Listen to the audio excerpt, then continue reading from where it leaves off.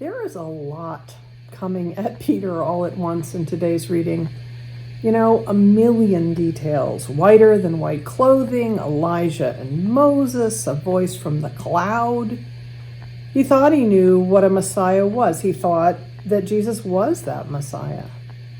But it appears that Jesus is another kind of Messiah who needs a different kind of disciple. Peter says, let us make 3 dwellings, 3 booths that like they do when they celebrate Sukkot. Now, he didn't really want the booths. That was just how they had kept the memory of God's acts in the wilderness alive and fresh all those years. He was trying to make this new creation fit into his world by shoving it into an old paradigm. And Mark reports, you know what? Peter didn't know what to say, for they were terrified. And we have all been there. Information coming at us far too quickly. A million details, and we don't know which ones we should pay attention to and which ones we can ignore. We want to understand. It matters to us a lot that we do understand. But we can't seem to keep up. And if we don't keep up, we know we're going to miss something important. You know, play a game of pool or visit Disney World during school break or meet your kid's fiance. Anything you do for the first time, there are too many details coming at you and not enough experience to know what is signal and what is noise. That's why it's nice to get some perspective, to get a bird's eye view, to do what the disciples did and get up on a high mountain apart and reflect. The story of the Transfiguration is told just before Jesus begins his journey to Jerusalem. In Mark, in particular, Jesus' disciples simply don't see Jesus for what he is. They don't understand where he's going or what he's driving at. They will be blind to his true identity until after he is raised from the dead. They won't become the true disciples they can be until after he's ascended to heaven. Yet in this story of the Transfiguration, in its myriad of details, it's all there. The dazzling white clothing, the presence of Moses and Elijah, the voice of God, all these point to the end of the world, when God's kingdom is at hand. They are about to go to Jerusalem, where the one who is transfigured on the mountain is the one disfigured by pain and death on the cross. It would be so easy to stand in the shadow of the cross and say, that's it. That's the end. Especially if you don't know Easter is coming. So before anyone takes another step on the way of the cross, there is this reminder of what the end will look like. It will not look like death and evil triumphant.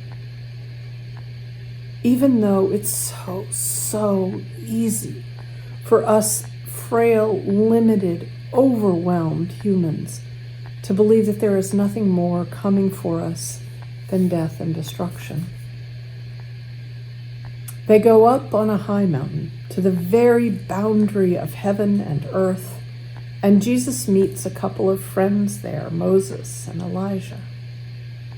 We know the Easter story. We know what happens on the far side of the cross at the end of that week in Jerusalem. But Peter and the other disciples do not. In the Transfiguration, we get to see Jesus fully human, of course. But we also catch a glimpse of him fully divine. He is at home on both sides of that line. He is a part of both worlds that they touch as they stand on that boundary place. He will go to Jerusalem and he will do the most human thing possible. He will die, falsely accused, shunned by people who knew him the best in this world. Yet before Easter morning shows something shockingly new, before he takes even one step on that journey to the cross, we see him as fully divine as well. A beloved Son of God. Of all the details coming at Peter in this story, coming at us as we stand in the disciples' shoes, there is one that's hard to notice. Jesus is transfigured in this story, but so are his disciples.